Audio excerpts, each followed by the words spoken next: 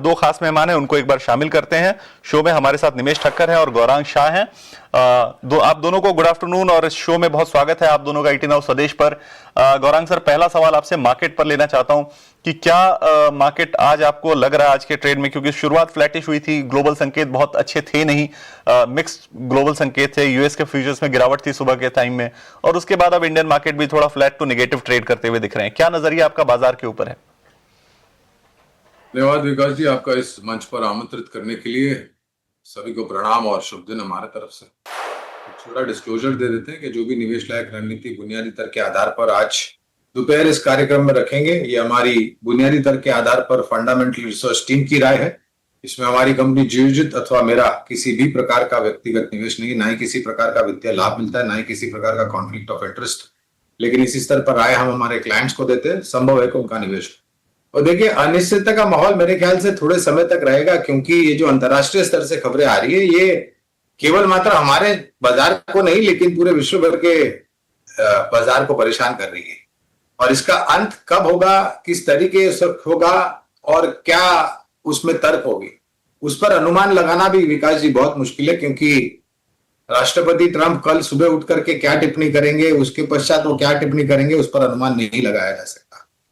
हालांकि ये अच्छी बात है कि 25,000 के नीचे हम फिसले थे मेरे ख्याल से कल परसों, वहां से हम ऊपर के तरफ के दायरे देखे करीबन 25,300 के पार गए और आज फिर से नीचे की तरफ के दायरे। तो ये उठा पटक का जो माहौल है, कहने का तात्पर्य ये है कि ये जो वोलेटिलिटी है, उठा पटक जो है, वो कुछ समय तक हावी रह सकती है। आज शुक्रवार है, हफ्ते का आखिरी दिन।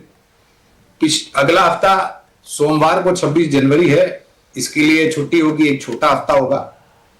और अगर निर्णायक तरीके से जो टिप्पणी ईयू की चेयरमैन साहिबा उर्सुला वैन ने जो करी है, फ्री ट्रेड अग्रीमेंट भारत और ईयू के बीच में मदर ऑफ ऑल डील्स का खिताब दिया है उन्होंने, अगर इसकी घोषणा अगले हफ्ते हो जाती है तो मेरे ख्याल से थोड़ी बहुत सहानुभूति हो सकती है। इसके अलावा विकास जी, तीसरी तिमाही के नतीजे क्या आगाज हो गया है।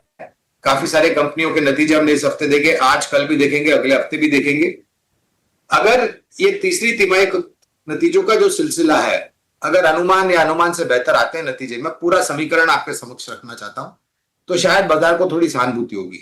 और एक दूसरा कारण यह भी है कि निर्णायक तरीके से निरंतर विदेशी संस्थागत निवेशकों की बिकवाली हो रही है। कल भी करीबन 2,400 करोड़ की बिकवाली विदेशी संस्थागत निवेशकों ने की थी।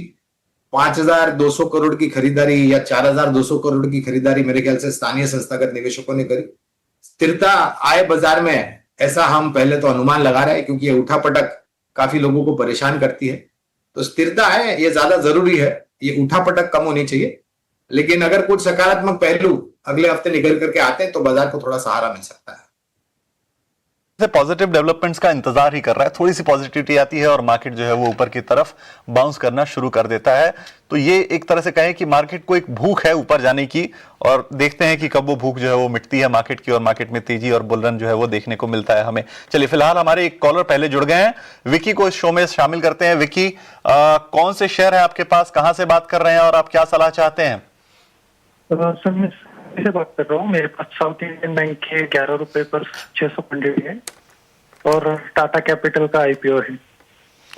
बिल्कुल। सो आपके पास साउथ इंडियन बैंक के शेयर हैं, 6,000 शेयर हैं आपके पास, 600 शेयर हैं आपके पास 11 रुपए के भाव पर। हाँ, तो फिर तो आपके पैसे 4 गुना हो गए, 4 गुना हो गए। हाँ सर, और टाटा कैपिटल का आईपीओ भी है। तो आपका सवाल क्या है कि आप इन पैसों का क्या करेंगे, ये पूछना चाहते हैं?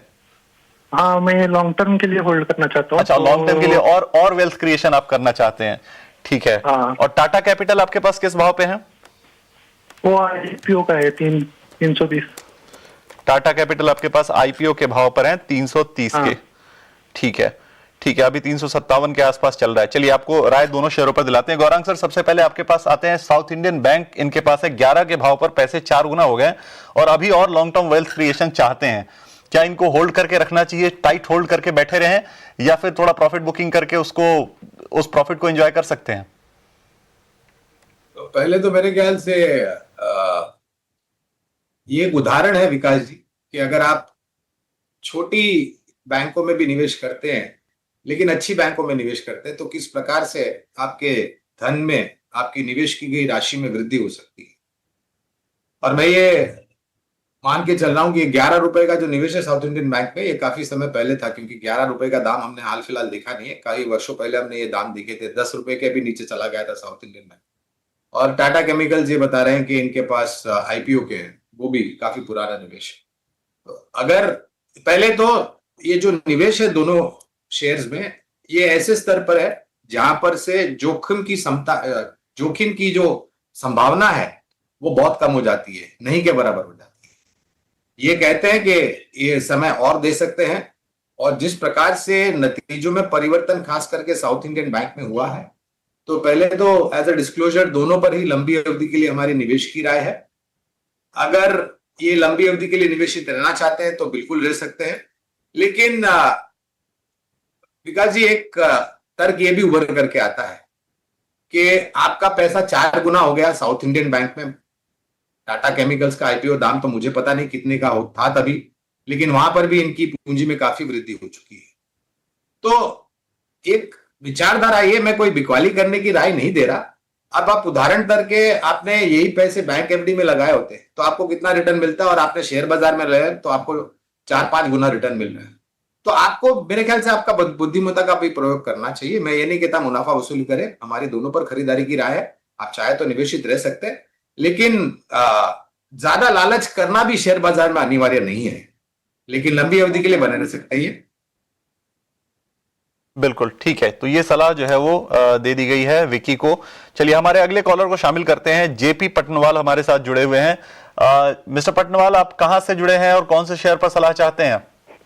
हाँ जी, मैं पानीपत हरियाणा से जुड़ा हूँ और यस बैंक पे मैं सलाह चाहता हूँ। 22 रुपए की मेरी एवरेज है, 7500 शेयर है मेरे पास, और 5 से 6 महीने का व्यू है मेरा। तो मैं जानना चाहता हूँ कि इसका टारगेट क्या होगा नियर फ्यूचर में, और डिप में और ऐड कर सकता हूँ क्या, या और स्टॉप लॉस क्या लगाऊं? ठीक है, बिल्कुल सही, आपका सवाल जो है वो बिल्कुल वैलिड है। 22 रुपए की खरीदारी है, 21 रुपए 44 पैसे अभी भाव चल रहा है। 7500 शेयर, बड़ी क्वांटिटी है आपके पास। एक काम करते हैं, निमेश से सलाह लेते हैं, क्योंकि स्टॉप लॉस का भी मामला है, तो निमेश जो है वो आपको स्टॉप लॉस भी बता पाएंगे। निमेश, गुड आफ्टरनून। पहला सवाल आपके पास मैं लेकर आ रहा हूं, जेपी पटनवाल जी का सवाल है। यस बैंक के इनके पास 7500 शेयर हैं 22 रुपए के भाव पर। सवाल इनका यह है कि क्या इसे होल्ड करें, नीचे एवरेजिंग भी कर सकते हैं, और क्या स्टॉप लॉस इनको लगाना चाहिए? अगर नीचे की तरफ जाता है तो क्या स्टॉप लॉस लगाना चाहिए? Good afternoon. देखिए, यस बैंक का जिस तरह से चार्ट स्ट्रक्चर बना है, अभी फिलहाल स्टॉक 200 दिन की एक्सपोनेंशियल मूविंग एवरेज के पास ट्रेड कर रहा है। मैं मानता हूं कि आपको अगर स्टॉप लॉस लगाना है तो नीचे की तरफ 20 रुपया 80 पैसे का एक स्टॉप लॉस जरूर से लगाना है। अगर उसके नीचे स्टॉक जाता है तो डेफिनेटली फर्दर गिरावट हो सकती है। चार्ट स्ट्रक्चर के अंदर थोड़ा साइडवे का स्ट्रक्चर है, तो ये सपोर्ट अगर नहीं लेता है और यहाँ से ब्रेक डाउन आता है तो और भी फर्दर गिरावट एक्सपेक्टेड है। और स्टॉक ऊपर के अंदर आपने जो टारगेट पूछा, मेरा मानना है कि 24 रुपीज जो है वो स्ट्रॉन्ग रेजिस्टेंस एरिया है। बार बार स्टॉक ये लेवल से वापस आ रहा है, तो आपको कहीं पर टारगेट रखना है तो 24 रुपए के आसपास का आप जो है वो शॉर्ट टर्म का एक टारगेट सेट कर सकते हैं। बिल्कुल, तो 20 रुपए 80 पैसे का स्टॉप लॉस रखना है मिस्टर पटनवाल, और आपको टारगेट जो है वो 24 रुपए का आप रख सकते हैं। ये सलाह जो है वो निमेश की तरफ से आपको मिल गई है। चलिए फिलहाल एक छोटा सा ब्रेक लेना है, लेकिन ब्रेक हमारे लिए है, आपको ब्रेक नहीं लेना है। आपको करना यह है कि आपको इस दौरान अपने सवाल हमारे पास भेजने हैं तमाम सोशल मीडिया हैंडल्स और